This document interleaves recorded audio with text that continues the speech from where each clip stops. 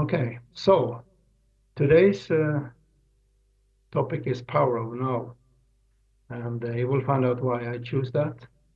So in Latin, we talk about something called carpe diem. Maybe you heard that. There was a famous film about a teacher and his students, and they created something they call a dead poets. What was it now? A gathering, something like that. Anyway, so they were sort of honoring those poets, and they wanted to connect with them in spirit world. So anyway, and they talk about the carpe diem. It means seize the day, catch the day, and that is what this sermon is about. Okay, see now, go forward. Okay, so I repeat this search tool I talked about the last time, if you maybe you remember. So if you do a sermon in the future, please use them. They're really great tools to find quotes from True Mother, True Father. And the one, number 2 here is made by Alex Daisy. We all know him. So that's very nice. Okay. Next one, I'm happy to share some new books that came. Maybe you've seen or heard about this, but Memories of Grace, and that is David Kim, who was with 2 parents in North Korea when they visited Kim Il-sung there. And it's available as ebook on Amazon, and it's very worth reading. I can promise you. I'm reading it at the moment, and it's really deep. He is very close to Father all the time, and it were scary moments in North Korea because you say that was the power of now. They didn't know if they would get out of the country alive, and True Father, he just spoke on and on about the principle. It's the only way to unite North and South Korea through 2 parents. And of course, those with the Juche ideology in the communist North Korea, they were upset. It was like they protested that. How could you? How dare you speak like that? Anyway, they survived, as we know. So, you could say that they seized the moment to speak the truth. And the other book is Testimony by Yang Wee Kim, and I think some of you, or maybe, many of you know this Guidance for Heavenly Tradition that he wrote in 84, 85 to 87. It was very interesting about the provenance of that time. So that was my sharing of the new books. And here's a nice picture by Benny Anderson again. And here we can see, let's see the boy, and is it a dog or cat? A dog probably, yeah. A boy there at the bottom, and he's at the first step at the now 2024 we are now, and we are looking into the bright future. So we have this great expectation for next spring, April. We will have this inauguration of the Holy Temple in Chongpyeong, Korea. It depends, of course, on how much we are making effort now. If you can, those steps is really like fulfilling our responsibility as heavenly families. We are doing this tribal mission, and that is very important for the future to find people and to save people and to bless them. That is really where we are now. Okay.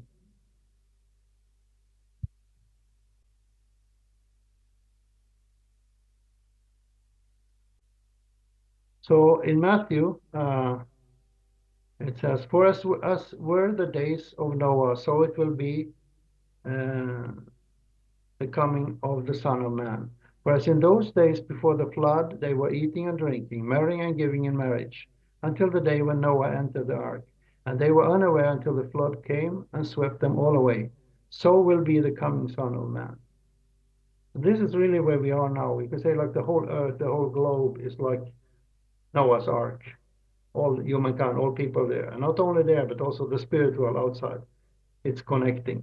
So that is really the final Noah's Ark, and we are inviting everyone to receive the blessing, and we will surely see the flood will come, And already we see all these ongoing things in the world situation. It's very alarming, and people are really longing for peace at this time. So one sense, you could say that is helpful for us when we are witnessing. Everybody wants to find peace, and blessing is one way, so we should present it that way.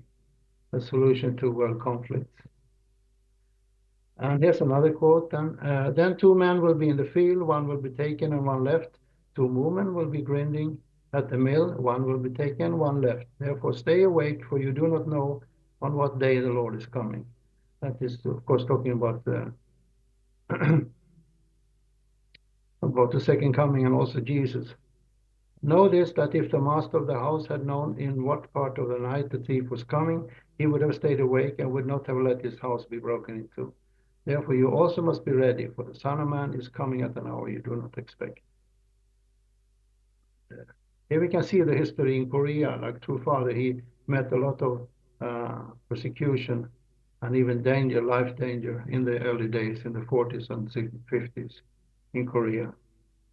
Because people didn't realize, Christians didn't realize who he was.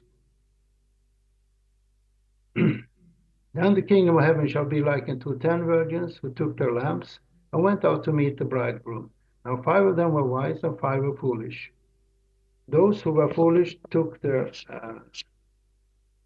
lamps and took no oil with them. But the wise took oil in their vessels with their lamps. But while the bridegroom was delayed, they all slumbered and slept. And at midnight a cry was heard, behold, the bridegroom is coming, go out and meet him. So we have to be prepared for the second coming. We have to have oil in our lamps. We have to be prepared to look into the spirits of people coming and claiming messiahship. So I'll just read the bottom line here. While they were on their way to buy the oil, that was the unwise virgins, and the bridegroom arrived, and the virgins who were ready went in with him to the wedding banquet, and the door was shut. So not everyone was at the wedding.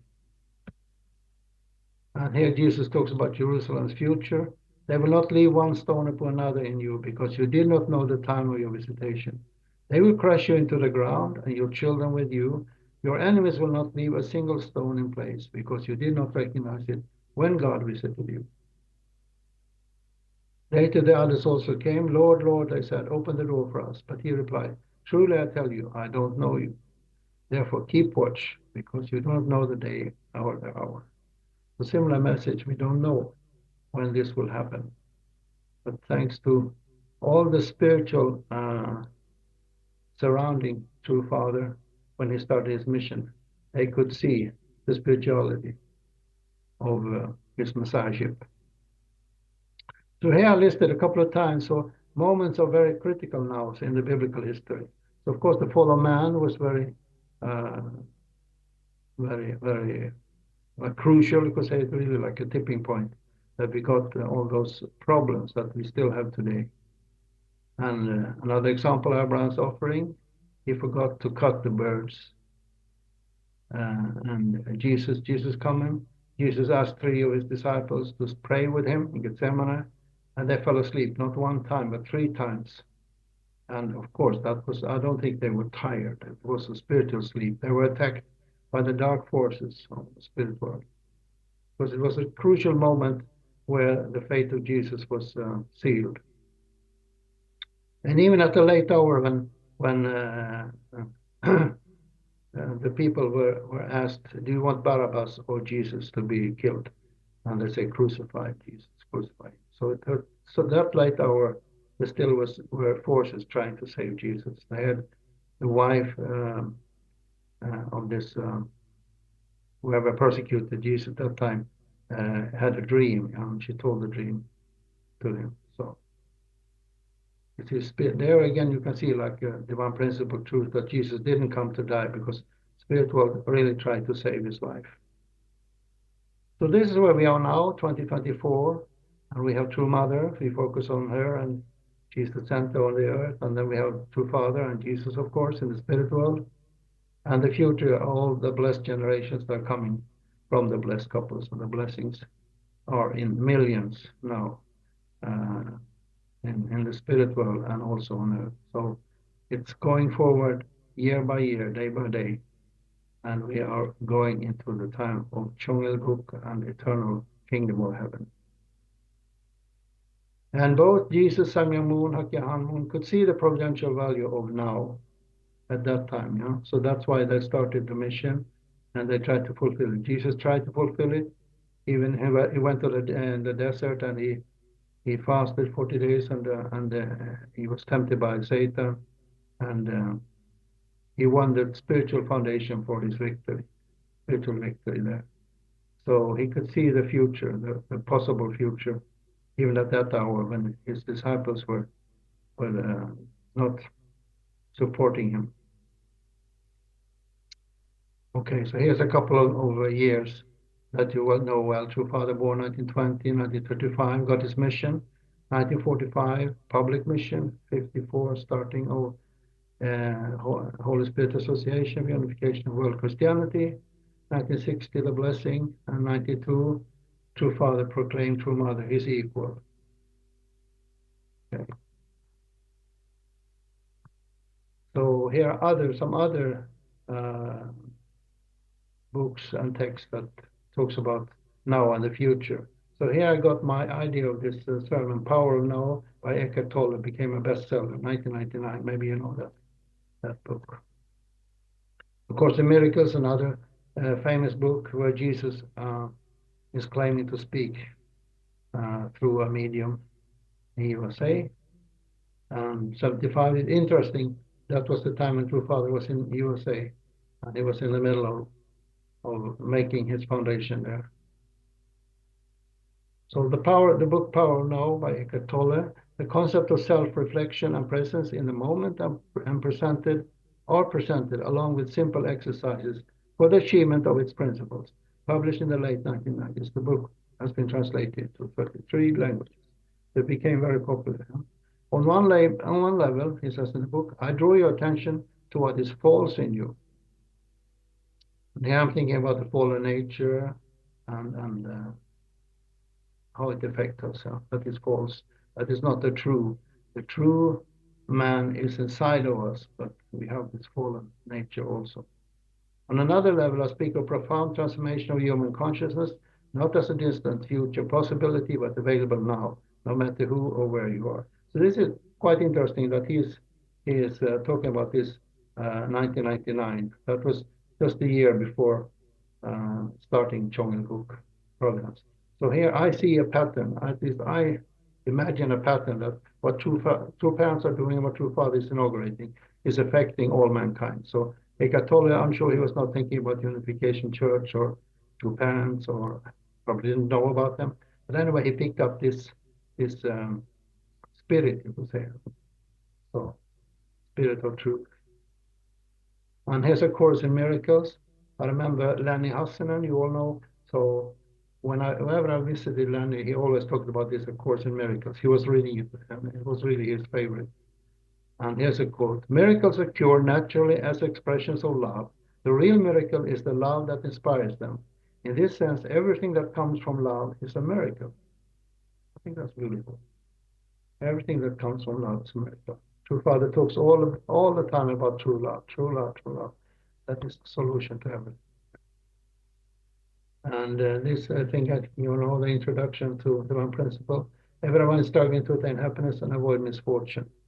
Misfortune has roots in bad conditions, ours and our ancestors.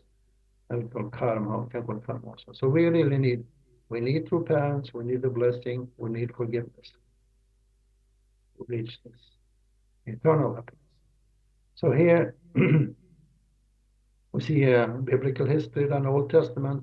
They had the Holy of Holiest and the Ark of Covenant was inside, and that was what they really honored. Moses received the tablets of stone.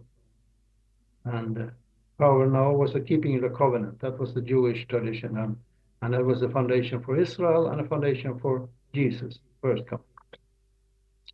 And then when Jesus came, the Power Now was to follow Jesus, to give up everything and follow Jesus. So many brothers and sisters, they did this in the 70s. And I think the situation is different now, but in the 70s, it basically was if you were studying for, university or whatever, and you had a plan for a future, a bright future in this world, then you were expected to give it up, because the Messiah, true parents, they were here, and that was now.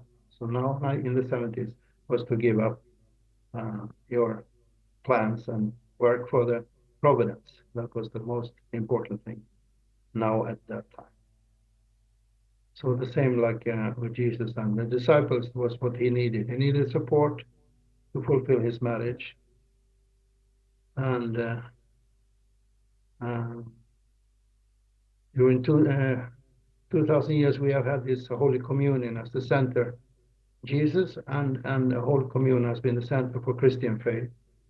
So follow Jesus and receive the Holy Communion. Not one time, but repeated. So there is something lacking there. You can see that clearly. Also, the divine principle is clear about that. But it's not the final salvation. Okay. We got to the completed testament and the power of now. And there we have like the first start of the providence, 4552. It failed, and Father had to pay a terrible price, in prison, torture, and he was expected to die there.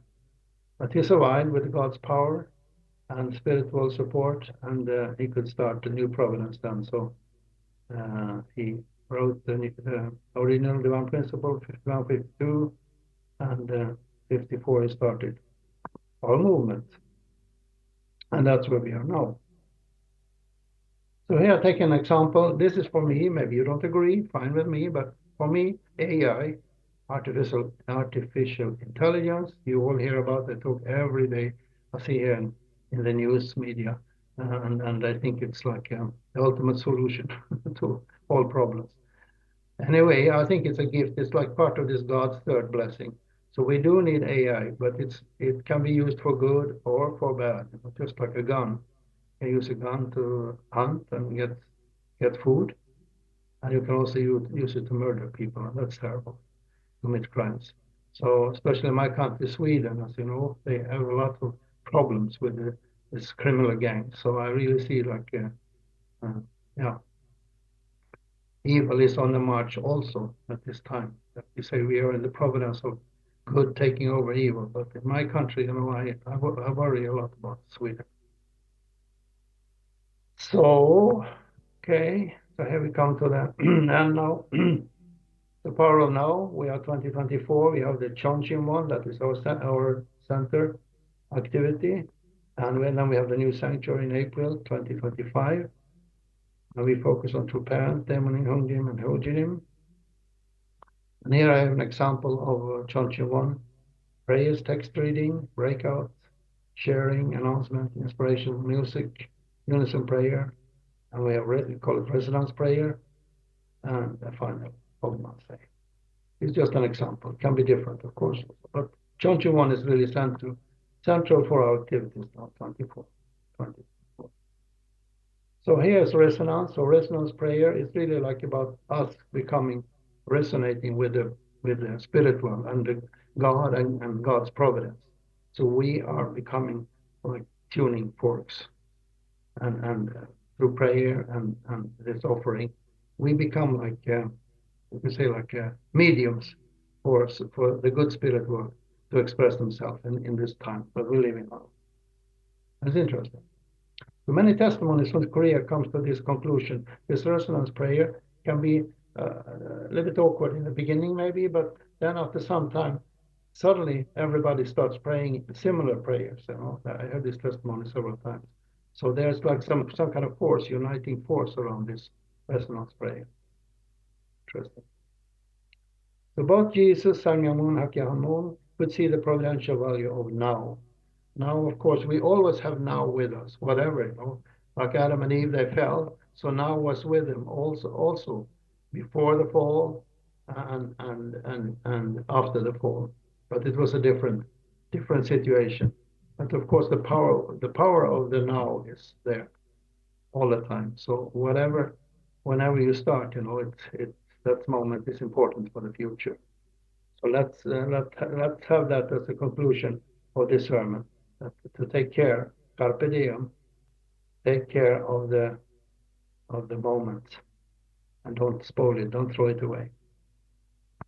And we are building a great golden future. That is really the future of all of us and all mankind. So also, I want to say that I really appreciate the family here in Finland and the brothers and sisters, you brothers and sisters. This is, yeah, I agree with sometimes Joseph and I, we have a little bit, not argument, but anyway, we're talking about this. Should I come to church and give sermon? And I can say this, that for me, it's more relaxed, of course, to sit here. I don't have, should I say, you staring at me make me nervous. So it's easier for me to sit here. But I feel some power. I feel some power. If I come there and I give sermon in a place, I feel something more coming towards me. There's something we give and receive, give and take. So I will come in November. I'll try next time to be there. That is also one of my goals, to improve. Okay, so we talked about Noah's Ark. So here you can see, I don't think I have to read, but you get the picture. So the whole earth is the ark now, and all mankind are invited for the holy blessing and the holy banquet. That's ongoing all the time. So that is the end. Please join me in prayer. Dearest Heavenly Parent, I'm so grateful I could share this with my wonderful brothers and sisters in family, Unification Family Finland. And we should truly take care of the moment, this carpe diem, and seize the moment to express your will in this time. So please let us find people who can be invited to us and to the blessing and to our movement, and that we can grow in every way, and we can grow in our relationship, and we can expand true love through seeing each other's potential and not shortcomings. And let's keep this love and this wish alive. So this I pray in our precious names now, as blessed members and blessed central families. Adieu.